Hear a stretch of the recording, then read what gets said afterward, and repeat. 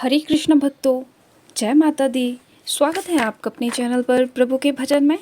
आइए आज दुर्गा माँ के तीसरे अध्याय का श्रवण करते हैं और दुर्गा माँ की गाथा गाते हैं और माता रानी की कृपा आप सभी पर सदैव बनी रहे। जगदम्बा के श्री अंगों की कांति उदय काल के सहस्त्रों सूर्य के समान है। वे लाल रंग की रेशमी साड़ी पहने हुए हैं। उनके गले में मुंडमाला शोभा पा रही है। दोनों स्तनों पर रक्त चंदन का लेप लगा है। वे अपने कर कमलों में जब मलिका, विद्या, अभय तथा बर नामक मुद्राएं धारण किए हुए हैं। 3 नेत्रों से सुशोभित मुखार बिंद की बड़ी शोभा हो रही है। उनके मस्तक पर चंद्रमा के साथ ही रत्नमय मुकुट बंधा है तथा वे कमल के आसन पर विराजमान है। ऐसी देवी को मैं भक्तिपूर्वक प्रणाम करता हूँ। ऋषि कहते हैं, दैत्यों की सेना को इस प्रकार तहस नहस होते देख महादैत्य सेनापति चिक्षुर क्रोध में भरकर अंबिका देवी से युद्ध करने के लिए आगे बढ़ा। वह असुर रणभूमि में देवी के ऊपर इस प्रकार बाणों की वर्षा करने लगा जैसे बादल मेरू गिर के शिखर पर पानी की धार बरसा रहा हो। तब देवी ने अपने बाणों से उसके बाण समूह को अनायास ही काटकर उसके घोड़े तथा सारथी को भी मार डाला। साथ ही उसके धनुष तथा अत्यंत ऊंची ध्वजा को भी तत्काल काट गिराया। धनुष कट जाने पर उसके अंगों को अपने बाणों से बींध डाला। धनुष, रथ, घोड़े और सारथी के नष्ट हो जाने पर वह असुर ढाल और तलवार लेकर देवी की ओर दौड़ा।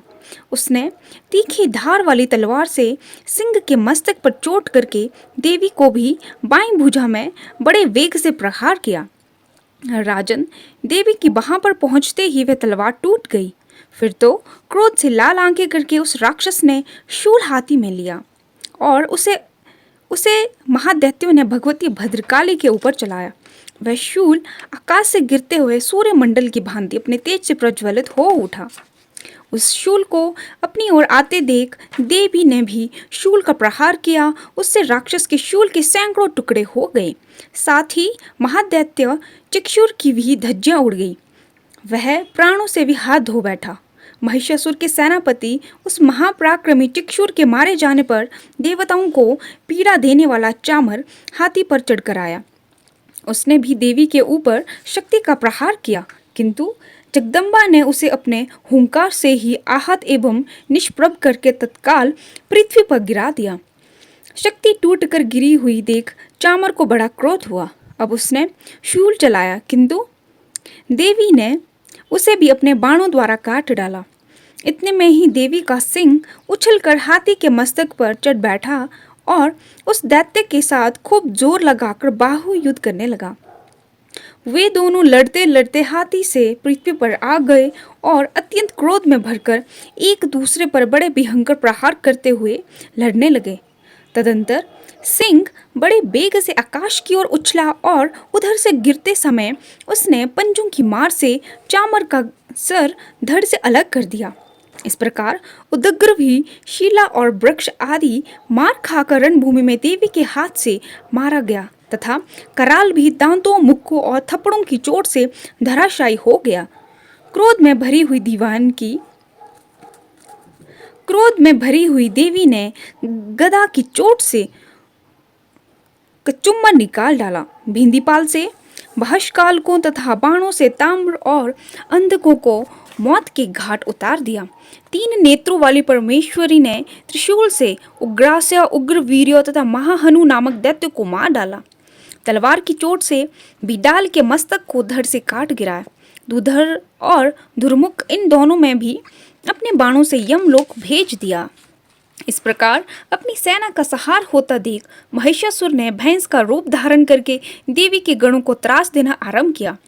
किन्हीं को तिथुनसा मारकर, किन्हीं के ऊपर खुरों का प्रहार करके, किन्हीं किन्हीं को पूंछ से चोट पहुंचाकर, कुछ को सींगों से विदरण करके, कुछ गणों को वेग से, किन्हीं को सिंहनाद से, कुछ को चक्कर देकर और कितनों को निश्वास वायु के झोंके के धराशायी कर दिया। इस प्रकार गणों की सेना को गिराकर वह असुर महादेवी के सिंह को मारने के लिए झपटा। इस जगदम्बा को बड़ा क्रोध आया। उधर महापराक्रमी महिषासुर भी क्रोध में भरकर धरती को खुरों से खोदने लगा तथा अपनी सींगों से ऊंचे ऊंचे पर्वत को उठाकर फेंकने और गरजने लगा। उसके वेग से चक्कर देने के कारण पृथ्वी क्षुब्ध होकर फटने लगी। उसकी पूंछ से टकराकर समुद्र ओर से धरती को डुबोने लगा। हिलते हुए सींग के आघात से विदरण होकर बादलों के टुकड़े टुकड़े हो गए। उसके श्वास की प्रचंड वायु के वेग से उड़े हुए सैकड़ों पर्वत आकाश से गिरने लगे। इस प्रकार क्रोध में भरे हुए उस महादैत्य को अपनी ओर आते देख चंडिका ने उसका वध करने के लिए महान क्रोध किया। उन्होंने पाश फेंक कर उस महान असुर को बांध लिया। उस महासंग्राम में बंध जाने पर उसने भैंस का रूप त्याग दिया और तत्काल सिंह के रूप में वह प्रकट हो गया। उस अवस्था में जगदम्बा ज्यों ही उसका मस्तक काटने के लिए उद्यत हुई, त्यों ही वह खड़गधारी पुरुष के रूप में दिखाई देने लगा। तब देवी ने तुरंत ही बाणों की वर्षा करके ढाल और तलवार के साथ उस पुरुष को भी बींध डाला। इतने में ही नहीं, वह महान गर्जा के रूप में वर्णित हो गया तथा अपनी सूंड से देवी के विशाल सिंह को खींचने और गरजने लगा। खींचते समय देवी ने तलवार से उसकी सूंड काट डाली। तब उस महादैत्य ने पुनः भैंस का शरीर धारण कर लिया और पहले की ही भांति चराचर प्राणियों सहित तीनों लोगों को व्याकुल करने लगा। तब क्रोध में भरी हुई जगन माता चंडिका बारंबार उत्तम मधु का पान करने और लाल आंखें करके हंसने लगी। उधर वह बल और पराक्रम के मद से उन्मत्त हुआ राक्षस गरजने लगा और अपने सींगों से चंडी के ऊपर पर्वतों को फेंकने लगा। उस समय देवी अपने बाणों के समूह से उसके फेंके पर्वतों को चूर्ण करती हुई बोली। बोलते समय उनका मुख मधु के मद से लाल हो रहा था और बाणी लड़खड़ा रही थी। देवी ने कहा, ओ मूढ़, मैं जब तक मधु पीती हूँ तब तक तू क्षण भर के लिए खूब गरज ले। मेरे हाथों से यही तेरी मृत्यु हो जाने पर अब शीघ्र ही देवता भी गरजना करेंगे। ऋषि कहते हैं, यूं कहकर देवी उछली और उस महादैत्य के ऊपर चढ़ गई। फिर अपने पैरों से उसे दबाकर उन्होंने शूल से उसके कंठ में आघात किया।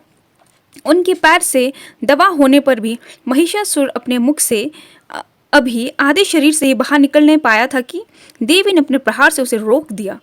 आधा निकले होने पर भी वह महादैत्य देवी से युद्ध करने लगा। तब देवी ने बहुत बड़ी तलवार से उसका मस्तक काट गिराया। फिर तो हाहाकार करते हुई दैत्य को सारी सेना भाग गई तथा संपूर्ण देवता अत्यंत प्रसन्न हो गए। इति श्री मार्कंडेय पुराण सर्वनिक मनवंतरे देवी महात्म्य महिषासुर वध नाम तृतीय अध्याय संपूर्ण हुआ।